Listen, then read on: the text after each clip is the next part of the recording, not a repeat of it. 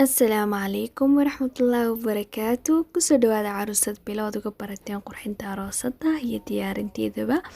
Maanta halkan waxaan idinku soo bandhigaynaa waxa weeyaan madmadowga fanaxyada ama faraha laabatooyinkooda, madmadowga gacmaha iyo lugaha dhammaantood, rugaga, suxullada, meel kastoo jirkaaga ka madow, meel nabar ha kaaga dhaco, madoobaatay ha ahaado, meel iska madoobaatay ha ahaado, meelahan u dhashay madowga suxullada iyo meelahaas intaba hal shay oo kuu cadaynaya oo maasha Allah kaaga dhigay markaad isticmaasho maasha Allah quruxdooda ay yaabaysid.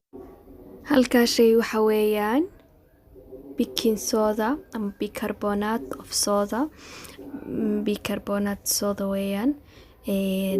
waxa weeye caagadii wataa sawirkeeda halkaa ka aragtaan.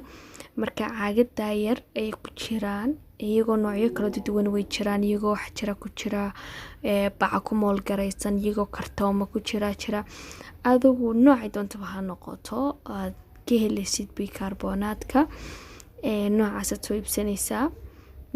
dadka Hargeysa jooga meelaha xawaashlayaasha iyo meelahaas lagu iibiyaa oo ka soo iibsanaysaa iyo jeex liin dhanaana, labadaas aad isku daraysaa. qaabkaad isugu daraysana insha Allah waan idin tusayaa. labadaas oo kaliya ayaa maalin kasta hadaad isticmaasho isbuuc gudihii ayaad waa madmadow oo dhan ka dhamaanaya. haddaba qaabka loo isticmaalayo aan idin sheego. waxaad soo qaadaysaa malqacad ama waxay ku xirantahay kolba intaad marinayso ku madmadow. haddaad fanaxyada kaliya tahay malqacad badhkeed ba kugu filan. marka waad ku shubanaysaa, jabcad yar baad ku shubanaysaa, liin dhanaantaad ku daraysaa. marka liin dhanaanta ku darto waxaad dareemaysaa markii uu soo fashfashleynayaa. marka biyo cad kama dhigaysid laakiin isagoo sida kareemka sasoo kale u fadhiya. markaad isku walaaqdo sida kareemka oo kale noqday ayaad soo qaadaysaa. waxaad marinaysaa fanaxyada, rugaga, suxullada, kilkilooyinka, meelaha hoose ado meel aad doonaysid inaad marisid oo dhan.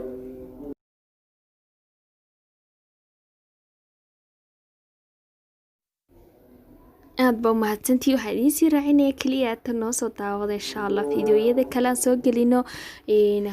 haddii aad aroosad tahay, haddii aad gabadh qurxinta jecel tahay, haddii gabadh la qabo tahay, intaba waxaad ka helaysaa fiidiyoyo ku cajabin doona oo insha Allah aad ka heli doontaa. isbuuc walbana 2 cashar ama 3 cashar aan soo gelinaa oo ka hadlaya qurxinta iyo waxyaabaha nafta lagu daryeelo, timaha lagu daryeelo, jirka lagu daryeelo.